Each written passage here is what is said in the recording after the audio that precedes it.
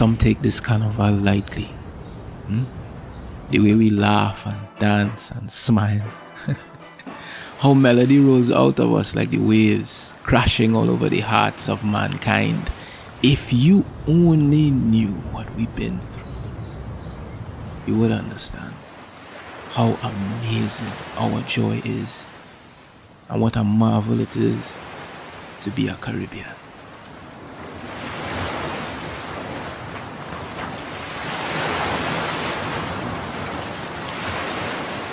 May your heart find peace anywhere you come from. Coulda up, you coulda down. Blessings on my nation. Ooh, yeah. Oh yeah, oh yeah.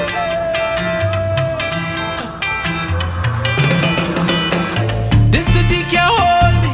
My vibe's too high, and my heart it told me jump right now. You will touch the sky.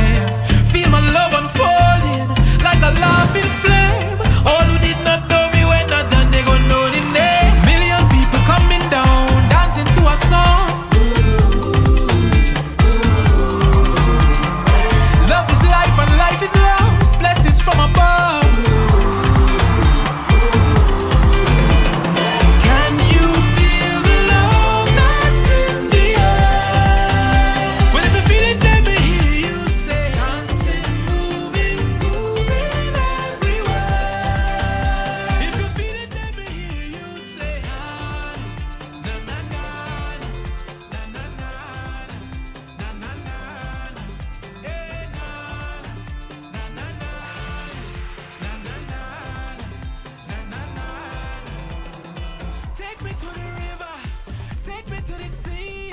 Wash over me music, bathe me in your melody. We are such a blessed tribe, sweeter than a million bees. People live 1,000 lives and never feel this free. Million people coming down, dancing to a song.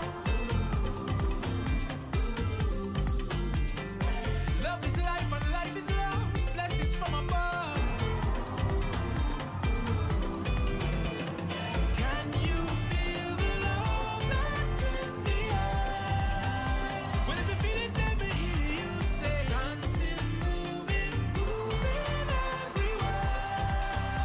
If you feel it, let me hear you say, na na na na na na na na na na, eh na na na na na na na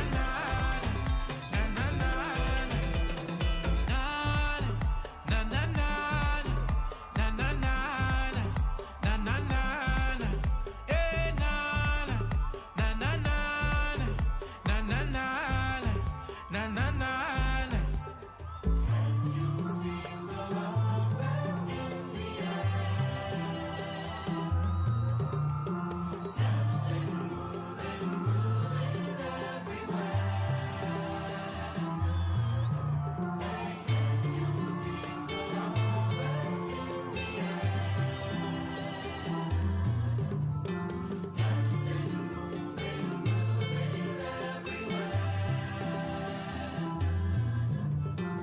Take me to the river, take me to the sea.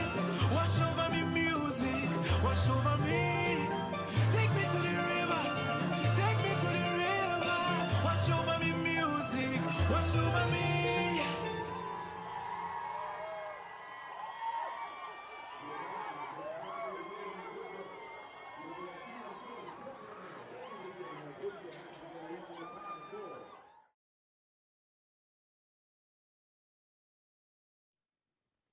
Good evening. My name is Megan Castillo, and I'm Town Hall's Program Manager.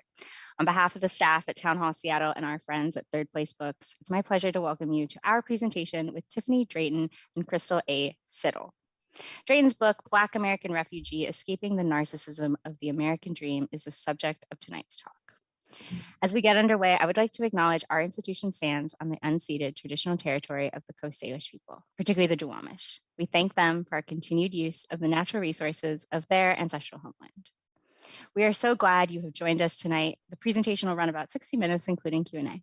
To submit your question for the Q&A portion of the event, please enter meet.ps/Drayton or scan the QR code right now on the screen with your smartphone. We'll drop this link in the chat as well, and you can submit a question at any time. We'll try to get to as many questions as possible, and you can help us by keeping your own question concise. Also, a reminder, if you'd like to view the program with closed captions, click the CC button on the bottom right corner of your video player. Town Hall is adding new events and podcasts every day. Upcoming events include In the Moment podcast episode 125 with Ghislaine Kinuani and Anastasia Renee discussing how racism impacts physical and mental health. And kicking off the month of March, Rashika Tolsion and Ijeoma Oluo join us in the Great Hall discussing intersectional approaches to creating a culture of belonging in the workplace. Visit our website to join our email list and get the latest updates as more programs are added throughout the season. Town Hall's work is made possible through your support and the support of our sponsors. Our Civic Series is supported by Real Networks Foundation and True Brown Foundation. Town Hall is also a member-supported organization, so I'd like to thank all of the members who are joining us. If you share Town Hall's vision of a community strengthened by discussions of civics, science, and culture, where everyone has a voice, please consider supporting us by donating or becoming a member. Lastly, you'll absolutely want to dig into tonight's topic by purchasing your own copy of the author's book. Please use the link in the chat below to pick up your copy through Third Place Books. Tiffanie Drayton is a mother, world traveler, and journalist whose work has been featured in the New York Times, Vox, Marie Claire, Playboy, and Salon, among other outlets. She has published 2 nonfiction young adult books, Developing Political Leadership Skills and Coping with Gun Violence. She grew up in the United States and currently lives with her family in Tobago. Krystal A. Sital is the author of the critically acclaimed memoir, Secrets We Kept, 3 Women of Trinidad, which was a finalist for the PEN America Emerging Writers Award. Her essays have been anthologized in A Map is Only One Story, 20 Writers on Immigration, Family, and the Meaning of Hope, and Fury, Women's Lived Experiences in the Trump Era. Krystal's work has been featured in the New York Times, Elle, Today's, Parent, Salon, Catapult, LitHub, and elsewhere. She currently teaches in Sierra Nevada's University's MFA program. Please join me in welcoming Tiffanie Drayton and Krystal A. Sital. Yay. Incoming applause. Hey, everyone. Thank you so much for joining Tiffanie and I here tonight. And I just wanted to echo Megan's request to drop your questions for us, because I'm going to save time afterward for Tiffanie to answer your questions. I think that's a really important part of this program. And if they pertain to the conversation as it's ongoing, I'll definitely ask them as we go along. So we are here to discuss this beautiful memoir. Okay, we at some point she will talk about this cover and the evolution of this beautiful cover. I mean, really, one of the most beautiful covers I've seen in a really long time. And you know what's really interesting, Tiffanie? Today, tonight, to be in conversation with you, I think what people have to understand about the two of us is that we've existed in the exact same places at approximately the exact same time, but our trajectories are completely different. Yeah. So, right? We probably brush shoulders regularly and didn't even notice, like on a train or on a bus or anything like that. Or just walking by each other, which I think is, kind of just eerie and haunting and beautiful. Beautiful. Right? So it's like the moment of like convergence. That's what I think this moment is. So many things converging, including our paths. Which could be the theme for tonight, right? Convergence can definitely be the theme for tonight. So you write about the Black experience in America, but you're also writing about the Afro-Caribbean experience. I write about the Indo-Caribbean experience. We both write about New Jersey, specifically Jersey City. And you also write about Texas and Florida. I really want you to delve in a little bit and talk about place, but specifically Trinidad and Tobago and New Jersey, and the evolution of place in your life, but also in your work as it pertains to your book. Yeah, because that's like such a really important part of discussing identity, right? Because I came to the United States of America as a 4-year-old. And one of my most vivid and first memories is really just flying over New York City and seeing the New York City skyline and like the Statue of Liberty, and my brother lighting up and being like, oh my God, those lights are for us. And just really swearing that the lights were put on just to welcome us. And that is something that really shaped my outlook on the country for so long. And it was really deeply embedded in my identity as an American, as a Black person. Well, not even as a Black person at that time, just as an American. And so place, specifically as it pertains to like New York and New Jersey, it was like my first true identity. Like, I'm a city girl, I'm a New York girl, I'm, you know, going up and down all those hills in North Bergen, New Jersey, and listening to bachata and merengue, and, you know, in this super Hispanic enclave that's also like multicultural. So that really did a lot to forge my sense of identity early on. And then it was so interesting how over time, as you become more cognizant of how place can either embrace or reject you, you start to realize like, maybe this isn't quite my home, because the more experiences I had in America, the more that rejection became apparent, like as a Black person. Even living in a place like North Bergen, where some of my friends were Hispanic, and I would go to their homes and they'd be like, why would you bring a Black person here? And that's where Trinidad comes in. So by the time I was like a teenager, I was really starting to grapple with my Black identity being in America, and having these constant experiences where like home never really felt, it felt so elusive, because every second that I was able to settle into a place, all of a sudden it would get torn away from me, either by people rejecting my presence in it, or by, you know, I talk about like the housing crisis, I talk about gentrification and how that displaces people of color. And so returning back to Trinidad for me really solidified that other part of my identity as a Black person, as a Black woman, as a woman in the Western Hemisphere. And it's just really incredible, the concept of home and place. And it's just a huge theme throughout my book. You see, the way that you approach identity, it's very interesting, right? Not just interesting, fascinating, it's complex, because we have you as a Black woman in America who grows up. There's a coming of age story that goes on there, but then we also have you as, and the language changes, because we have Black for you in America, but in the Caribbean, it's Afro-Caribbean. Right? So the language is very different inside and outside of the US, and the way that you approach identity and how you peel back those layers of the self is so well done in your book. I mean, it's one of the most beautiful parts, that because I feel that, you know, so you come at it from a very different perspective, but then I come at it from, and I'm mixed, right? So I'm not 100% Indian, but I'm mostly Indian. And so coming at it from being Indian, which is complex in its own way, because then you come to America and you meet other Indians, but you're not Indian enough. And so there are all these things that are going, that are set against our identities, because we come from the Caribbean and not the homeland, right? And if you really think about the fact that most people in America would never even think of a country existing where it's like the majority of people are African descent or Indian descent, and that's what we come from.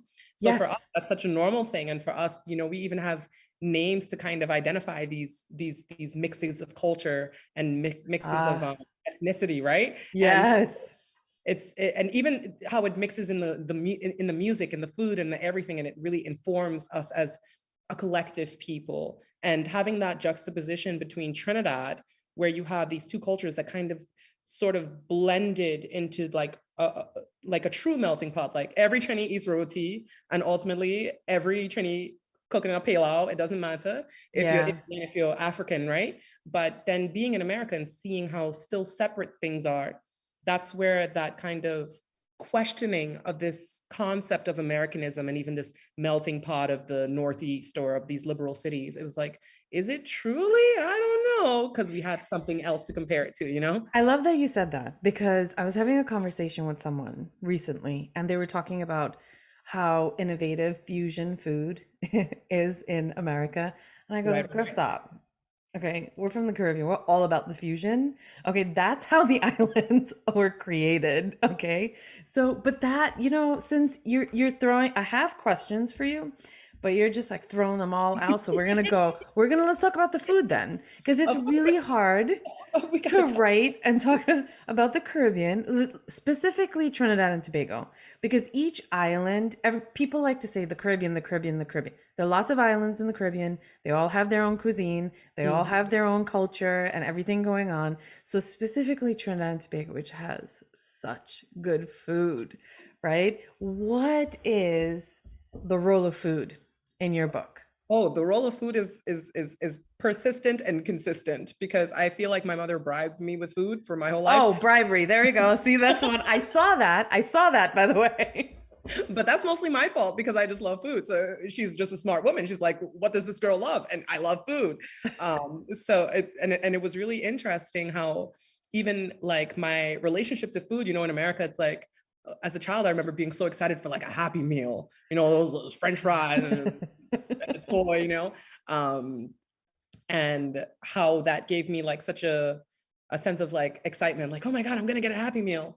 And then even my relationship to food, how it changed as I got older, because food started becoming like a place of like comfort, like home, because every time I would go back into like, if I would leave for college or live abroad or anything, I would realize that I'm missing my mom's cooking. Like no Happy Meal could take the place of mom's cooking. So for me, it's so intertwined, this idea of home and food, like walking into my mom's house and just smelling the oxtail cooking. It's like, no matter how terrible of a time I've had, once I walk inside and I smell the pot is on, I'm like, all right, the party started.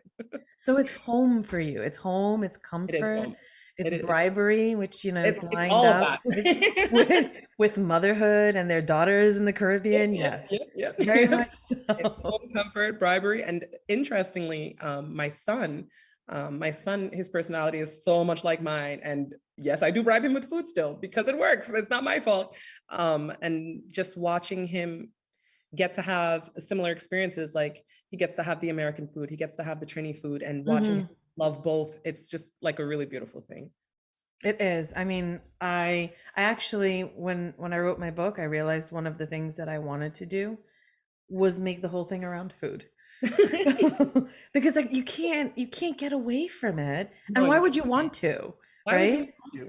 And it's so interesting, because I always say, like, as soon as I come to America, I feel like I'm starving, because it's interesting that, in Trinidad, even if you go out to eat in a restaurant, like there's this sense that you could get home cooked food, like food that's like what you eat at home.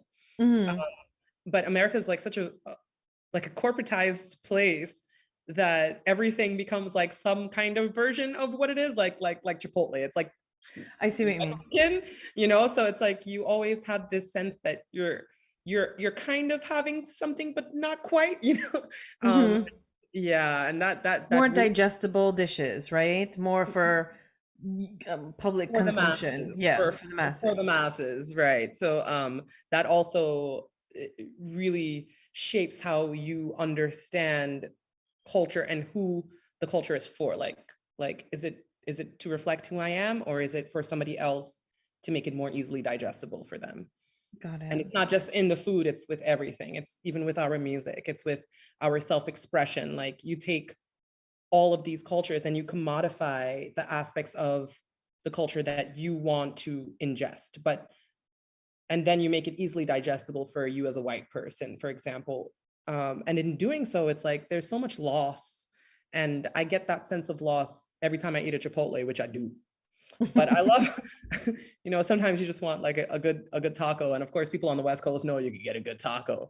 And it's a big difference. You can get a really rock solid meal, like an authentic tortilla, I believe you. Yeah.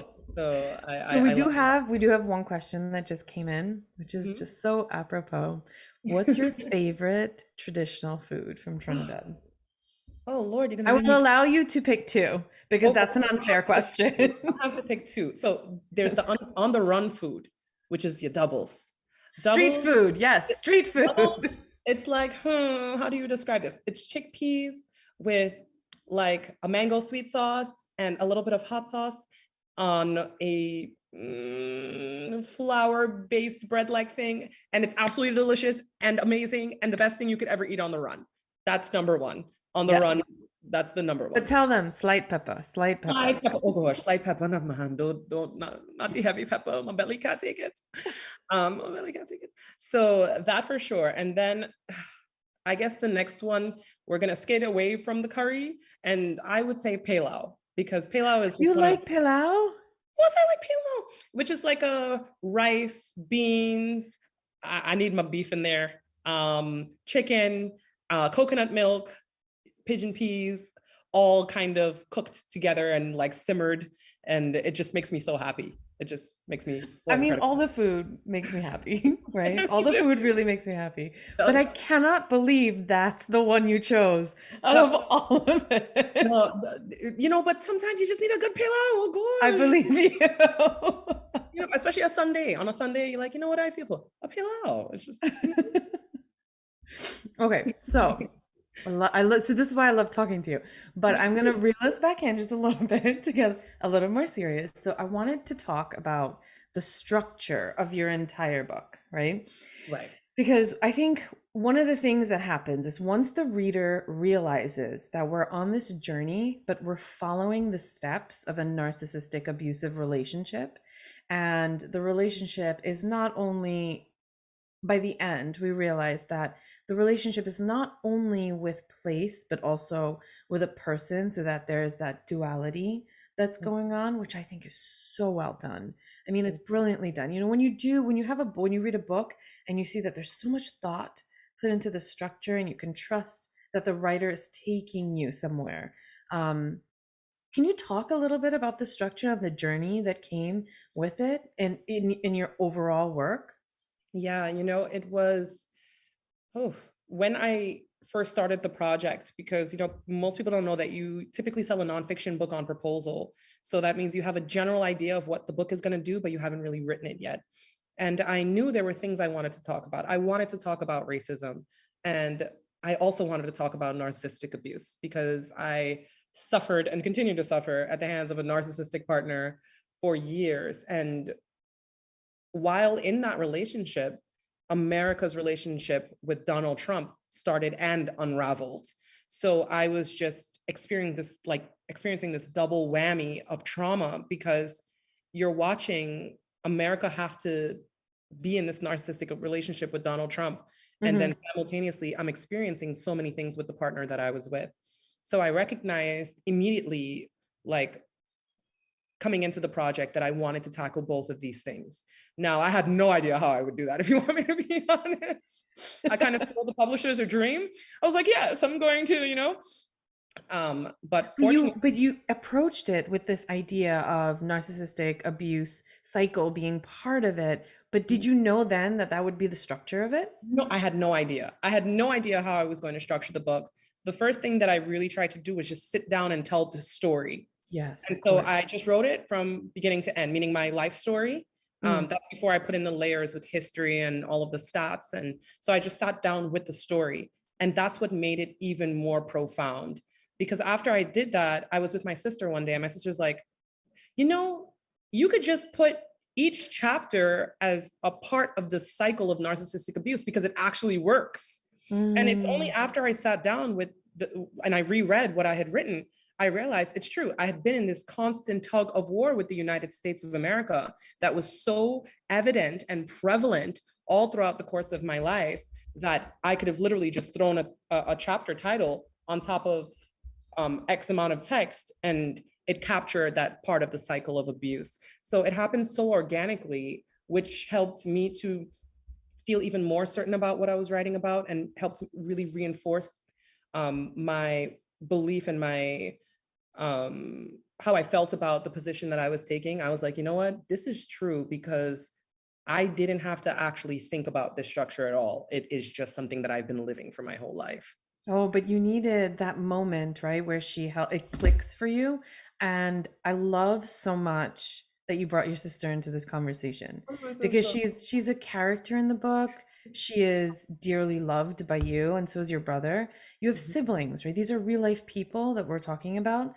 I talk to my sister about my books all the time. Of course. You know, there's that outside conversation that you have with other people, but to be able to have those conversations with the people who are in the book, that's Mm. also something that's, you know, very, very, very unique. So I love the relationships that you have with your siblings. And I'm going to ask this question because one of the things, I only have one sister. And so it's just me and her, and she's 4 years younger than me. And when I wrote the book that I wrote, the memoir, when I wrote the memoir, I purposely did not put her in the book. Mm. And I didn't put her and I didn't put my partner in the book either. And Mm. in the end, because to me, I was protecting them. This was a Right. very heavy book. And I thought, let me omit you from here because also they weren't integral to the story as well. And Right. Right. what they do? They turn around, why you didn't put me in the book Why didn't for? you put me in the book? Right. Yep. So Mhm. tell me the choices that you make, the choices that you made, the conversations that you had with your siblings, with your mom about what went in and what didn't, because there's so much of their story in there too. You know, the one really fantastic part about my family that I've learned over time is how we have acted as this like source of constant therapy, where we have helped each other to both disentangle and unravel the complexities of what it meant to move through the world as people of color, as immigrants. And, you know, we were always there for each other throughout this whole large, like, this book covers my entire lifespan. So many of the stories that I told in the book are things that over the course of years we sat together and either laughed about, or we always had a constant dialogue going about it. Like, for example, how we experienced in-school segregation in Orlando. Like, I remember coming home from school, high school, and my brother being like, "Are you the only Black person in your class?" And I was like, "Yeah, I'm the only Black person in my class." He's like, "Me too." So, you know, he kind of always offered that grounding and affirmation that what I was experiencing was real. So by the time it came for me to think about what I wanted to include in the book, those were things that we were just constantly in conversation about all throughout our lives. So it was just so easy for me to say, these are the important things, these are the important things, and for them to agree too, because we had already been discussing it for so long. Right. Absolutely. And what about your mom? Did you have, because there's so much of each of them in the book. Did you ever at any point say, "Oh, hey, is it okay if I put this in?" Or were they just like, "Just Oh go it. no, It's your no, story. Go ahead." sweetheart, you don't have no choice. I don't even know if she's read the book to date, Oh, because your mom? I don't know if she's read it, because she just opens it and then starts crying and closes it. And, you know, my mom is just one of those, oh man, just like self-sacrificing, powerful, funny, just really like angelic, the exact opposite of me, right? No, I'm just kidding. But yeah, true. She's just really just one of those really phenomenal, hardworking people. So for me, it's like this book is as much a dedication to her and all that she has done to make what we're experiencing here a reality, which is this book, which is me being an educated Black woman. Like, that is all her sacrifice. So for me, it was a gift to her. And, you know, you don't ever reveal to somebody a gift. They have to unravel it themselves. So she stayed away and I kept her away. And I am just waiting for the moment when she can really sit down and digest all of it and see how much I absolutely adore her and love her. Well, you do say it here, right? You said, "From mom who taught me how to be a Black magic woman." Yeah, it's right there in the front of the book. That's why she opened it and she closed it. Is it we have very I love that we are talking about our moms who are, like you said, very self-sacrificing women, and they carried so much for us so that we didn't have to carry the next generation didn't have to carry as much, Yep. right? And yet I'm going to ask you to read from page 117 a few paragraphs for them. Okay. I want the audience to hear your voice. I want them to hear what your story sounds like coming from you, but specifically on that page, because mothers can protect all they want, and we still have to go through certain things in our lives by ourselves. This is going to be a surprise to me, whatever you've chosen here. Okay, 117. Okay. Yes, okay. Where do you want me to start? So it's it right. Okay, now I have to find it. Hold on. So it's right from I'm another memorable incident, and you can stop like right after repeated attacks on my blackness. okay. Another memorable incident occurred months before that when the mother of my good school friend came to pick her up from our house. You in this house full of Black people, the mother asked, when upon arriving, she discovered to her dismay that my family was perhaps 2 shades more pigmented than she was. You will never come back here again, she screamed behind my friend, who burst into tears and ran out of my front door in shame. Ay, negra puta, one mother announced upon entering her home and finding me comfortably seated, watching a movie with her son, a long haired Puerto Rican kid from the neighborhood with whom I had spent a few evenings sitting on the rocks and exchanging flirty looks. Only moments earlier, he had slipped his fingers between mine and pulled my hand into his lap, as if claiming it for himself. I appreciated the gesture, hopeful that perhaps it meant a change in my dating fortunes. At the sound of his mother's voice, he jumped out of his seat and rushed toward the foyer to intercept her. But by then it was too late. I quietly made my exit as they argued back and forth in Spanish over my mere presence. It's not that serious. Don't be so dramatic, Jesse cajoled when I spoke of the pain of the repeated attacks on my Blackness. Thank you so much for reading that, Tiffany. So I think lots of immigrants, like immigrants of color specifically, we go through America and you can't go through it without racism, without encountering racism in some form. So I'm going to share with you why I wanted you to read that part. So much of your book speaks to me personally, and I know it will speak to a lot of readers personally, whether they experience that one thing just slightly differently. I think I was around 16, 15, 16, and I was dating this Irish boy who I met at the library, and eventually he invited me to his home, and we were inside, and then his mom comes down the staircase and stops, just immediately stops. She freezes in her place. She calls him away. And then and then he invites me to sit on the porch outside of the house. Right, yes. So we have a conversation about this, and because I'm aggressive, I'm loud, and I'm like, why are we sitting on the porch? I don't understand. Why are we sitting on the porch? And then eventually it comes out that, well, she thought I was Black, right? And she said, I don't want her inside my house. And then he said, well, first of all, could you ask me what she is before telling me what she is? And then he tells her that I'm Indian. And she goes, oh, well, she smells like curry, so she can't go back in the house. Yeah. So like the misconception of just assuming someone's race, there's that at play. But then there's also, because of your skin color, like some people cannot hide from certain things because we wear it. We literally wear it as we exist in the world, right? Absolutely. So for a lot of young people who are younger than us, maybe even some people who are older than us who are now coming here, and they have to navigate these really painful waters, what can you tell them? What are some ways that you've constructively processed some of these moments before they made it onto the page? You know, I would say one of the most important things for myself was, as I said before, like my family acting as this buffer, right? And affirming a lot of things that I experienced and also giving me guidance and saying, well, how did that friend respond? Because that's such a crucial question. So you're dating somebody and that person is going to take you out of the house and put you on the porch. Well, what are you going to do in the instance if I'm having your child on a maternity ward and I'm not being afforded the same care as a white person? Are you going to stand up for me then?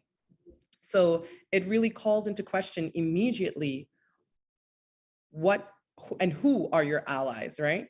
And understanding that, who are your allies? Who are willing to fight for you? Who are willing to stand for you? Who do you stand for? Who are you going to stand by? Who are you an ally to? I would say those questions are so fundamental in constructing a whole self that is in spaces that are going to be safe for you, and simultaneously you being a force that creates safe spaces for other people.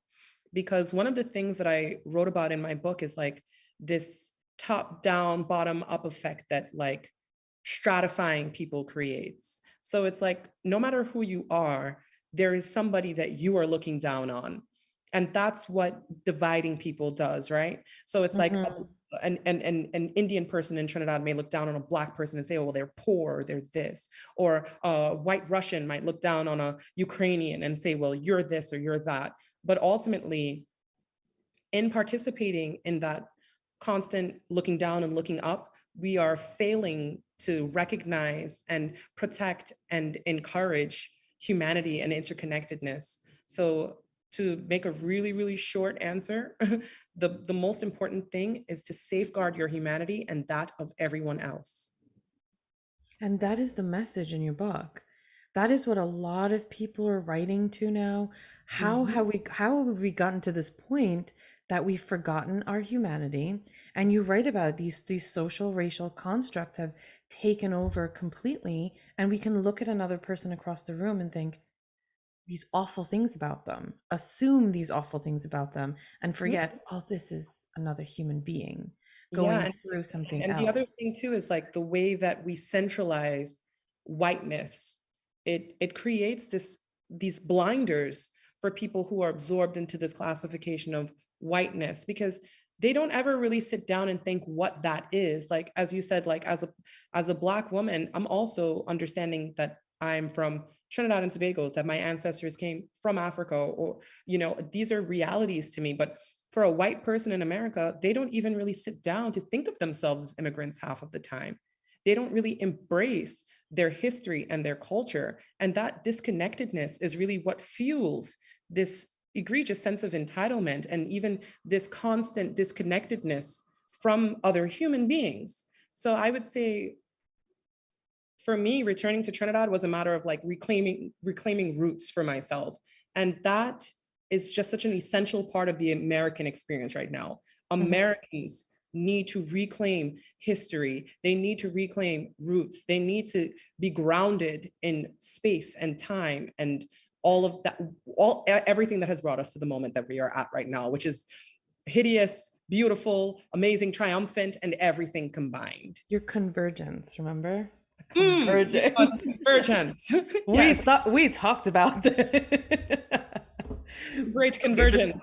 But since you mentioned this specifically, this idea of planting roots, on page 177 in your book, you're talking, there's the mother-daughter dynamic, the mother-daughter relationship that's happening, and you write about your mother as planting roots, and then there's you and your character's role of just surviving. So we have these two things that are going on within the same paragraph, right? These two ideas, and they come up against each other in the form of your mother and you and what's happening where you are.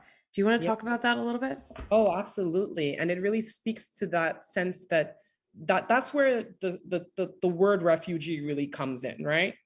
Because when you're a new immigrant and you just come to the country, like my mother, to some extent, she was not aware of all of the things that her children would have had to experience. Like my mother would have never gone to the house of a peer next door and they say, I negra puta. Like she that would have been such a distant reality for her. Right. So the things that informed our understanding of existing in America as people of color did not inform hers. So she still had this sense that I can live in X neighborhood or Y neighborhood and embed myself in that neighborhood, and my children can as well.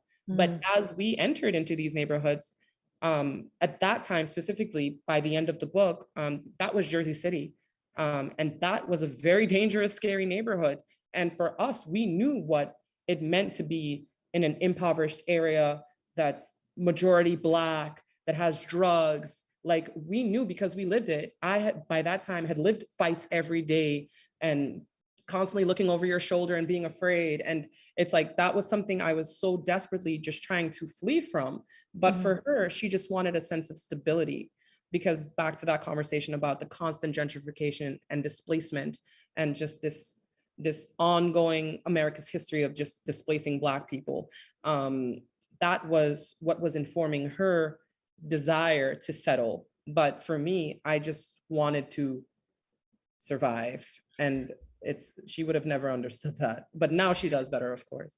But that's the narrative that we have of immigrants, is that we have that immigrant narrative, right? Of the mother or the father or the parents sacrificing and what that narrative looks like.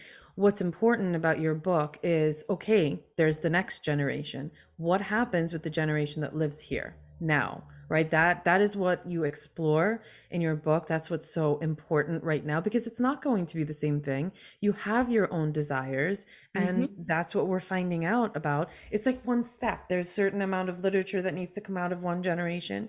You're the next generation. Let's hear what happens now. And we make space for that. And, you know, it really even applies not just only to immigrants, but if you look at the trajectory of the history that's told in the story, it incorporates a lot of African American history. Yes. And like when we were going to school, we learned about our parents' generation, to a large extent, our parents and maybe our grandparents, meaning the civil rights movement, everything is great, everything is integrated, woo, woo, right? That's what we were told. And that's where we kind of picked up.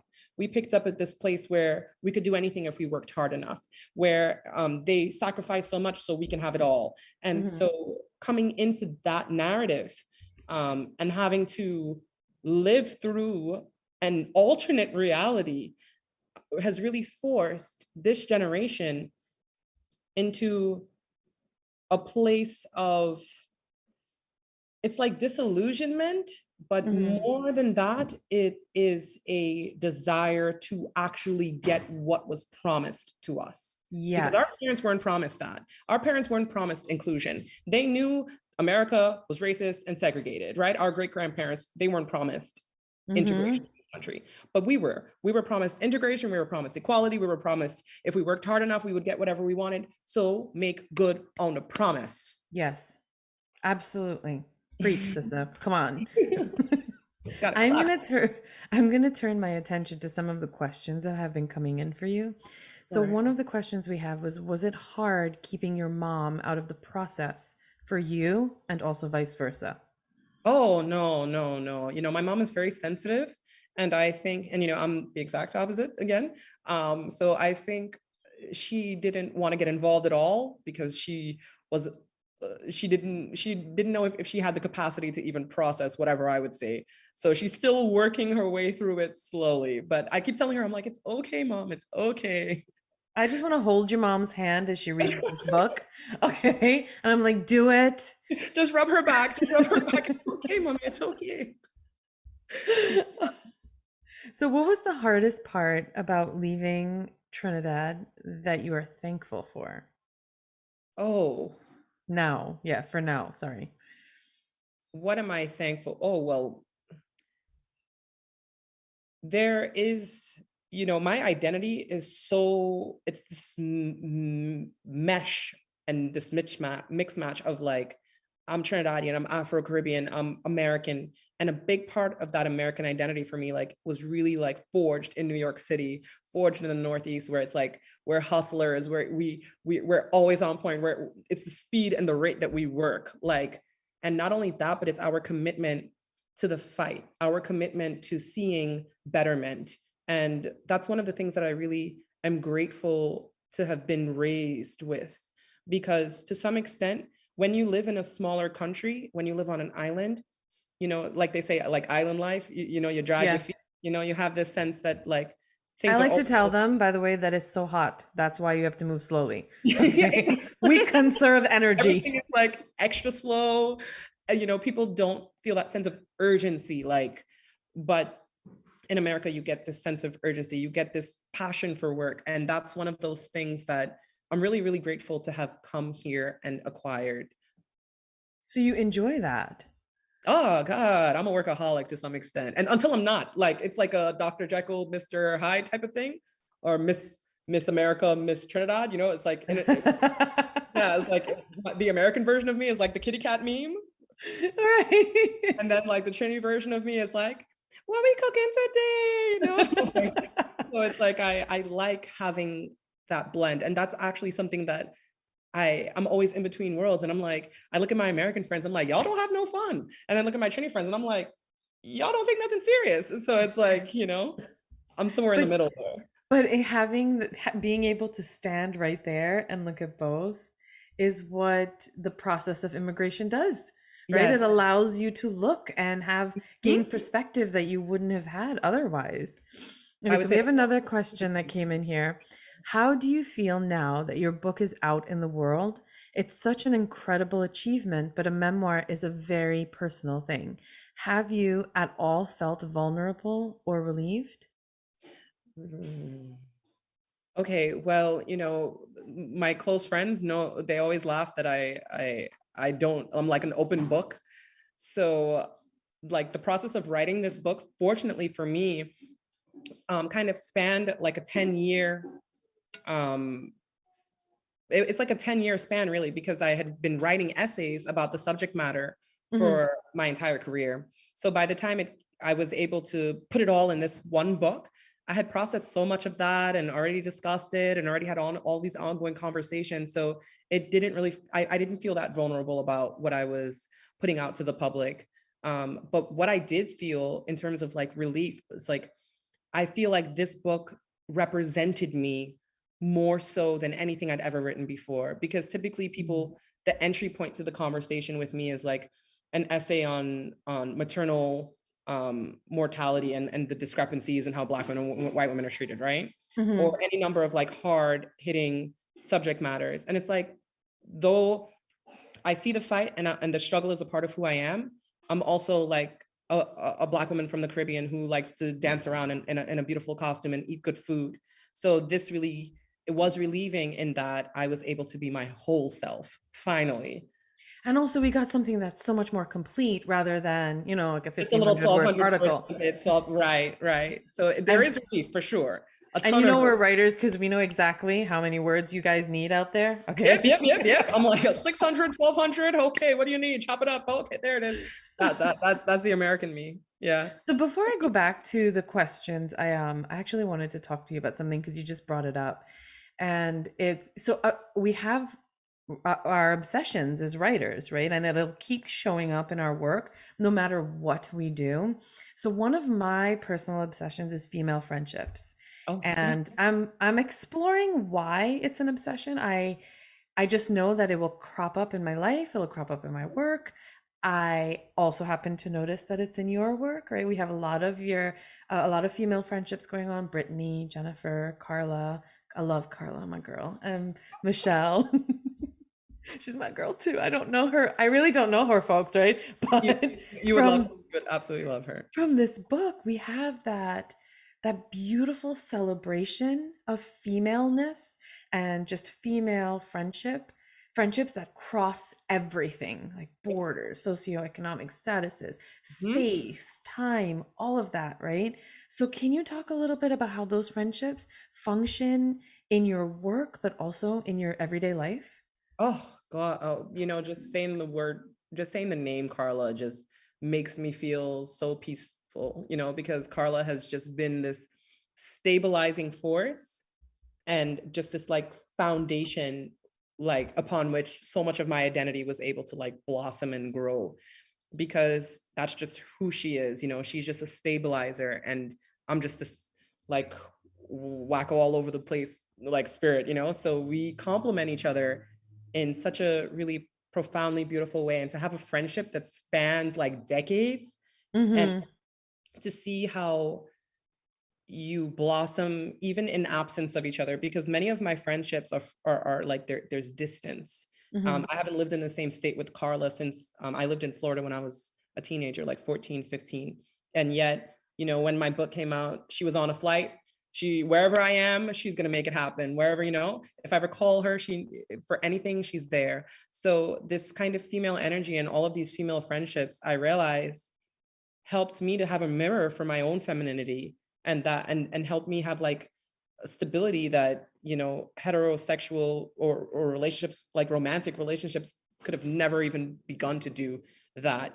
So to a large extent I feel like that femininity kind of creates like this really like safe, amazing place. Like I just love my friends, I love my girlfriends, Lord. But then how then do you craft these friendships, like crafting authentic friendships on the page we have a history of pitting women against each other, Oh, whether it's on the screen or it's in the book. It's often used even as a plot device. And so what you do when you talk about your partner and his ex, and how you even forged a friendship there, is that absolutely. you fight back against these stereotypical female friendships. So how do you portray those on the page? How do you capture those authentic female friendships on the page? We have them in real life, and now we're seeing a new era of women saying, you know, that's enough of that shit. I'm not doing that anymore. God, ain't nobody doing that, because you want to know what? It doesn't reflect my reality. You want to ask, how do I do something authentic? Well, I just actually just be me. And I'm just honest about what happened. And I'm honest about our experiences. So I don't bother crafting anything for my reader. I want to give my reader myself. And I want to give my reader Carla, and for them to feel like she's a whole person, because she is. And so when I sit down to, you know, capture, whether it be Carla or whether it be, you know, as you said, I forged a friendship Brittany, with my ex, Jennifer, with my yeah. ex's ex, Right. and she was such a powerhouse in terms of her ability to give me clarity, and to provide me like support, even through her own heartbreak and her own struggles. So for me, it's like, I don't know, but I just love women. I just think we're amazing and we're strong and we are each other's I true do supporters. too. So I like to capture that as honestly as possible, and implicate myself and my own failures, because, you know, sometimes I'm not the best friend. I mean, sometimes sometimes I'm not as great of a friend as I could be, or sometimes I do things that are harmful to women, as I did with my ex's ex, when I accepted lies instead of even treating her like a human being, or accepted distortions instead of questioning whatever the narrative that was being fed to me was. So a big part of it is like implicating myself and looking at how I receive women and receive friendships, and just trying to capture that as honestly as possible. I mean, you've even done it in your answer to the question, right? How do you write these friendships? Is that you also own the things that you've done, because Yeah. you're flawed, I'm flawed, we're all flawed human beings, and to even acknowledge that now is the human condition, right? This It's is the what new we're era. writing about. Era, because and you know, part of it goes back to, you know, I talk about respectability politics, and these things are always spoken about in the context of Blackness, like respectability politics. Don't sag your pants, and I can't have my boobs in my professional picture, or whatever. Oh, look Whatever up the author photo, everybody. Look for the full thing, okay? I'm telling all you folks out there, look for the full photo, not the one at the back of the book. It's like, however they are trying to constantly police you, you start policing yourself and policing other people. But it's like, in this era, we realize, well, it doesn't matter if I'm wearing pearls, or if I'm wearing a cocktail dress, or if I'm twerking my booty on wherever. Look at how many women have been mistreated in spaces that they should have been safe. You know, like gymnasts have been mistreated by their own coaches. You have a whole Hollywood, a huge conflict with men doing the most horrendous things to women. So it's like, we have broken free of these constraints, because guess what? They were never of service to us anyways. So don't tell me how to dress. Don't tell me what to think about other women. Don't tell me how to define myself as a Black woman, because it just ain't gonna work. Like, no. Absolutely.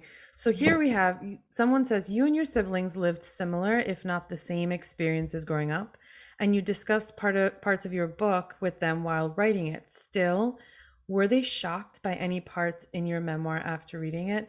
I guess the first question is, did they read it? Oh yeah, my sister was my first editor. You know, my sister. I love it. My sister reads everything first. She's never shocked.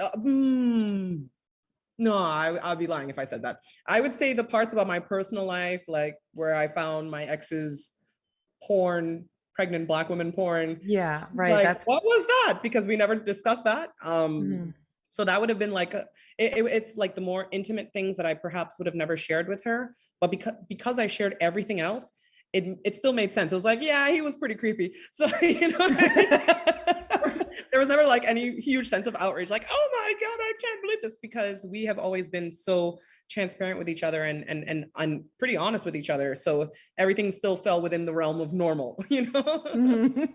the normal we created, the new normal, our normal. The Drayton normal? The Drayton normal, which is not normal at all, which is like crazy. And we have one more here. When did you know your writing was your specialty, and what advice can you give to aspiring people of color writers? What is I'm sorry, I should have said POC writers.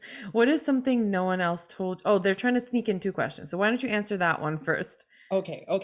So the first question, when did I know I was a writer? Okay, well, I knew I was a storyteller. I remember being in like first grade and I wrote this story about this alien and the kids were just dying over it. They're like, oh my God. And it was like, one of those like me moments where it's like, oh, like that.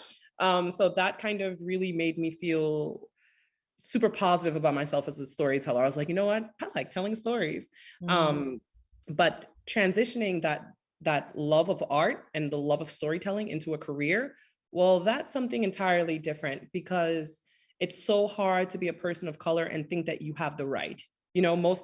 Most people of color know, or people who have immigrant parents, it's like, go be a doctor, go be a lawyer, because people want financial stability, and that to them is more important than developing a love for a talent or something like writing.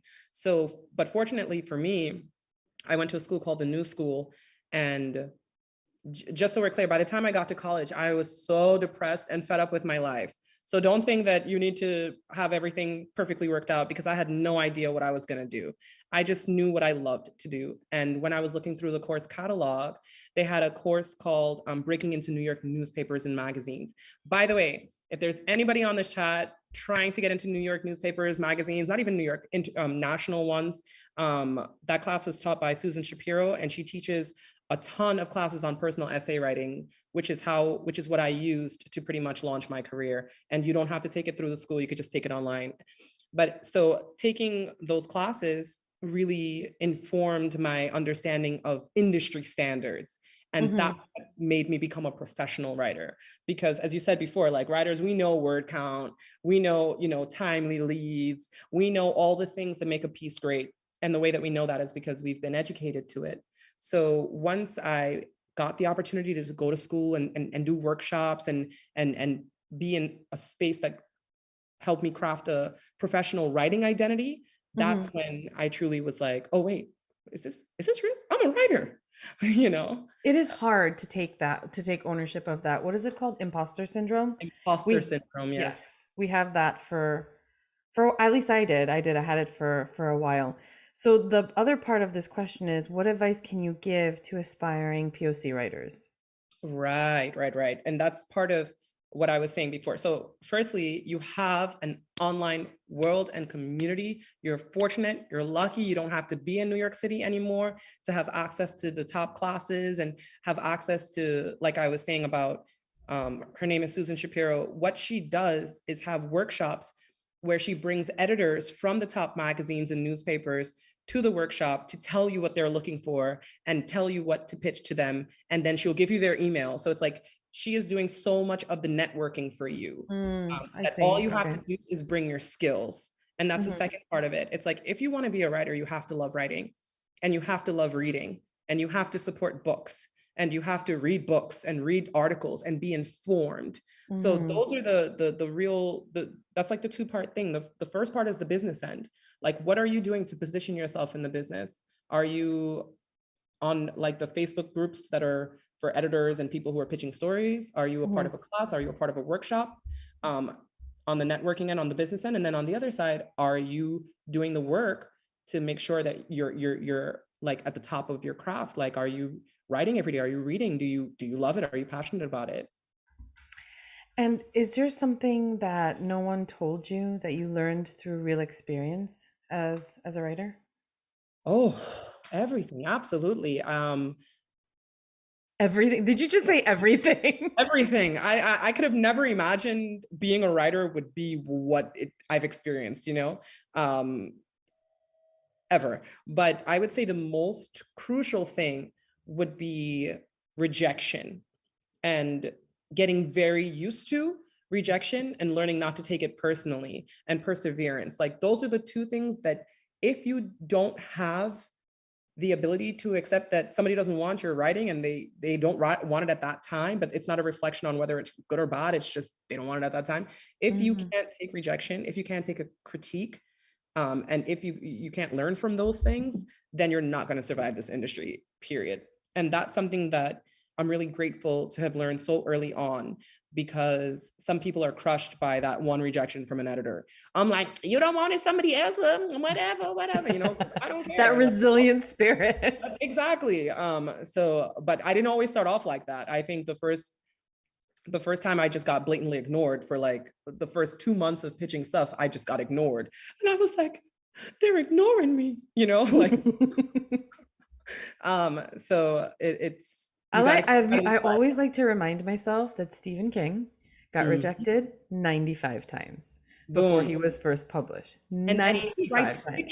Fiction, you have to write the whole book before you can take it out to the market. That man, oh Lord have mercy, I couldn't do that. Maybe I could. But the point is, like, be prepared. The one thing you're going to learn in this industry is you have to have a stiff spine, like, and a fun personality like you, Tiffany. Like you. So, a fun question before we wrap up for tonight. Just one fun question. Fun question. Music, because you brought music up before, and then we didn't talk about it, right? And you're doing your dance, and your carnival dance, doing it over there. Yes. So, if you had to make a 5-song playlist to accompany your book, what would that be? And I'm going to record I hope I get the spellings right, but I'm going to record it for your audience. Okay. There's a song. It's called Point and Kill. It's by Little Sims. Everybody needs to watch that video. It is absolute magic. It is 2020 in a nutshell. It is the revolution. So that's number one. Wait, by who? It's Little Sims. Okay, just Little and S-I-M-S? S-I-M-Z. Okay, got it. Okay. Okay. The second one, anything by Masego, M-A-S-E-G-O. These days. M-A-S-A-G-O? Yeah, Masego is killing it. If you don't know who that is, I'm so sorry. I'm so sorry for people in life. For sure. Now, then of course, the rest I'm gonna have to dedicate to my soca. In the beginning, y'all got to indulge in Freetown Collective's Feel the Love. That video is life. It gives me life. That little girl in the end of that video, I just hope and pray that will be my daughter soon during the next carnival. So Freetown Collective, Feel the Love. Wait, hold on. Freetown Collective. Yeah. Field of Love. Mm-hmm. And then we're gonna do Kess. Ooh. Which Kess? The new one is nice though. The new one is nice. It's called Jolene. Jolene, how your mango sweet. So there we go. So I've put that in the chat, and that'll make its way. This is the official 5-song playlist for Tiffanie Drayton's Black American Refugee, right? Available where books are sold. Thank you so much, Tiffanie, for this conversation tonight. This was wonderful. And thank you everyone, who's out there in Zoom land. Yes, thank you both so much for being here. I am floored. I am in awe. I was just watching the whole time, the chemistry that you both have. I couldn't thank you enough for being here. And Tiffanie, thank you for sharing your story, your vulnerability, resources. I couldn't thank you enough. Can you guys imagine us in person? Because we would do that. Like, yes, obviously. I would be dancing all the time, though. It'd be hard. Me too. That's why I would do it. You would be perfect. We would have the songs, transitions. We'd make a whole musical. We'd make a production. I want to remind our audience at home, if you'd like a copy of the book, which of course you do, you can find the link in the chat from our friends at Third Place Books. Thank you, everyone, and have a great night. Good night, everybody. Thank you for coming. Bye.